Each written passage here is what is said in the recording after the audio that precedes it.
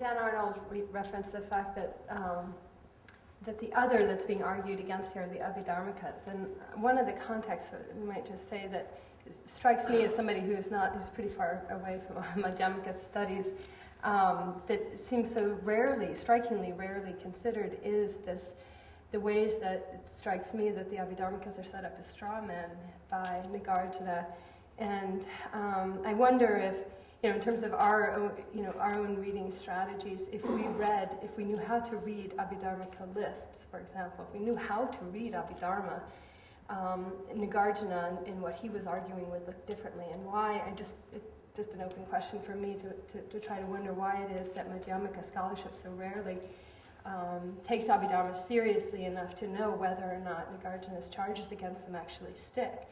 And I won't speak about Vasubandhu, but in working in the Pali Abhidhamma tradition, it really strikes me that they did not read their lists as being reductive in the sense of exhaustive accounts of reality, that they were very clear that these lists that they were using to try to describe what's out there were meant to be unclosed and exhaustive, and that they were and they could be reinterpreted and added to and shifted around in a kind of kaleidoscopic kind of take on reality. And I just wonder if, just a question from left field, if and since I'm unlikely to have so many Madhyamaka scholars in one room, again, just why, or if more, why are not more Madhyamaka scholars not looking back at the Abhidharma conversations that Nagarjuna seems to be having? Yeah, I think that's a totally appropriate and reasonable question, whether Nagarjuna, in arguing against as I take it, the Abhidharma project, is exegetically adequate to that project. And it's true that in my own thinking, I tend, given my perhaps greater hermeneutic sympathy with Madhyamaka, I tend to understand Abhidharma as I think a Madhyamaka understands it. Although I also tend to understand Abhidharma as I take that to culminate in the project of Dharmakirti. And in the case of Dharmakirti, when you take causal efficacy as the criterion of the real and introduce that into the Abhidharma project and privilege causal explanation, that the Abhidharma project does start to look, I think, eliminativist.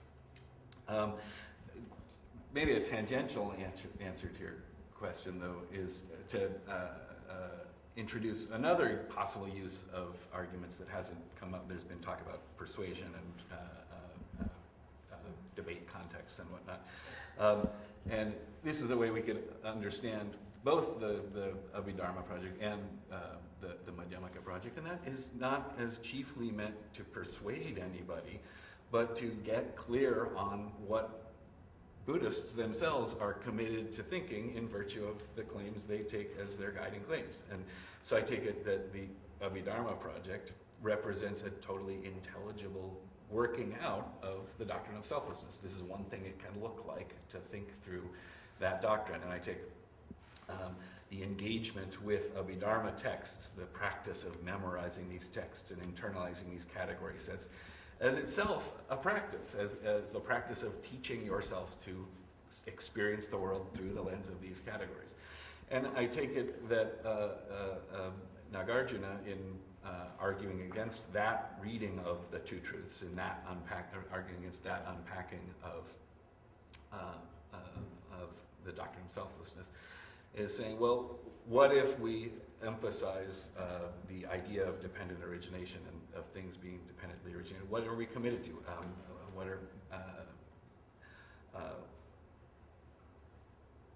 How might we differently understand what we as Buddhists are committed to in virtue of these claims?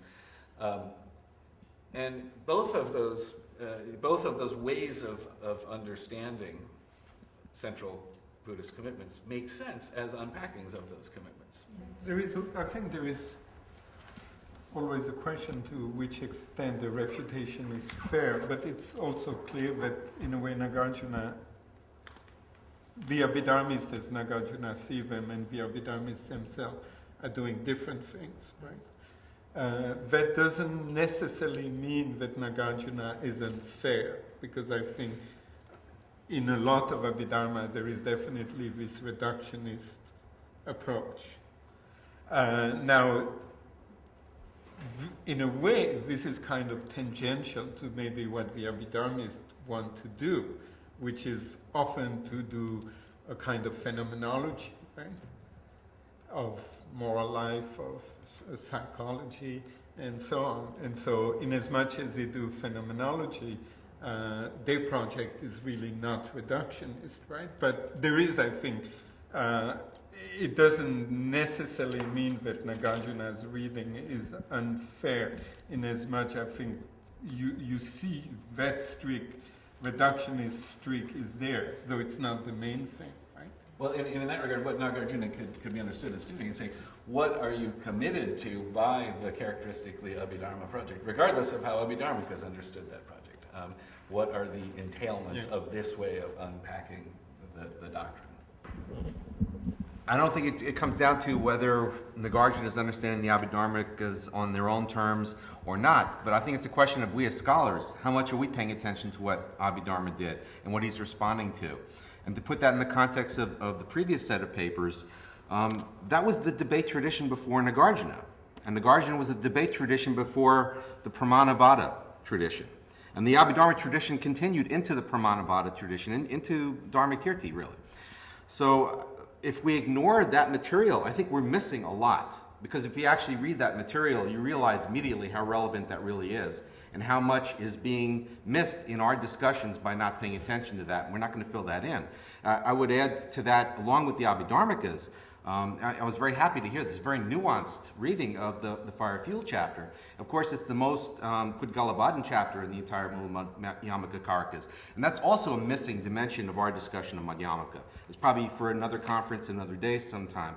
But I think there's a lot of this contextual material that we need to start paying some attention to.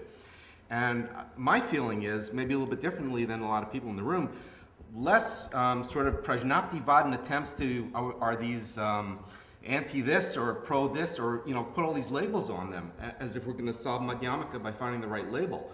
But let's look at what they were reading, what they were debating with, what their context was, what were they talking about. Not to necessarily repeat it, Sarah would say. And I think we would have a very different sense of what their project is. And actually, I think the best summary we've had so far of Madhyamakas is Jay's most recent comment about uncovering presuppositions. That's really what the method is. And all the rest of it, it's because Nagarjuna gave no thesis that the so-called Madhyamakans had to invent the thesis for him, which has to do with all kinds of strange ideas about emptiness. I mean, that's sort of what we're here debating. Arjuna, I think that it actually would be important for all of us when we ask that question not to think just Abhidharma, but to think Shravakas more generally.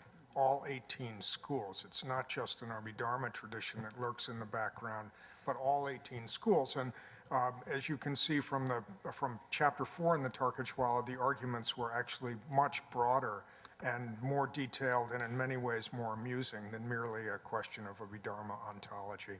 So that question about earlier Buddhism and the relationship to the Madhyamaka can be cast a little bit more broadly than... Although I will just say that when I asked it, I think outside of that Gethin article, we have no serious philosophical reflection on how to read lists, given the fact that we have, most of Buddhist thought concerns lists in so many contexts. And so, that's one of the things I think, we need to try to understand, so we actually understand what Nagarjuna, what he was arguing against when he was looking at Abhidharma traditions.